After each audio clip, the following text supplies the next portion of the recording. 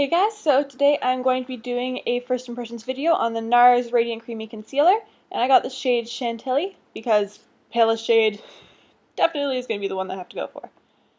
So this is my second first impressions of a concealer recently because the last one that I got, the Kat Von D, was a little bit too dark, and I do love the color of this one a lot more. It matches me a lot better. It's going to match with the foundation that I have a lot more. It's not going to look too dark when I pair it together.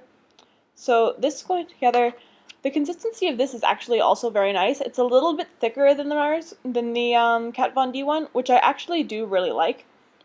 I'm not too fond of like really runny concealers. I don't know, maybe it's just a psychological thing, but it feels like they don't really cover as much as something that's a little bit thicker. The only drawback that I see with this one is the little sponge-tipped applicator.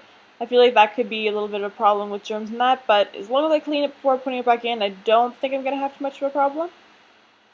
So for testing this, I'm just putting it under my eyes in the typical triangle shape. I'm also covering my eyelids to see if that would work well for like priming before putting on eyeshadow. I feel like, I don't know, even the concealers that are supposed to be able to prime your eyes for eyeshadow, I normally end up putting either the Urban Decay Primer Potion or the MAC Pro Longwear Paint Pots over top anyways. I'm just paranoid like that.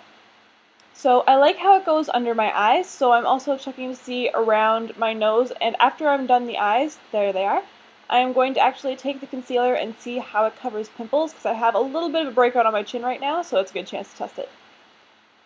So putting all of the little dots of concealer onto where my breakouts are, I actually was fairly pleased with how this covered.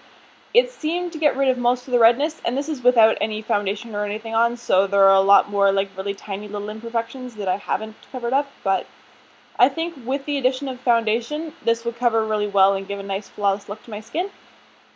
And checking around my nose, when I patted this in, it didn't seem to crease at all. It picked up a little bit on some dry spots right near the edge of my nose, but I don't have any moisturizer or a primer on, like I said, so I think once I add that in, it'll definitely be a lot better. So after I have finished blending in the concealer on my nose and just above my little cupid's bow, this is how it ended up looking at the end. So I'm fairly pleased with how this all turned out, and that's all for today. Bye guys!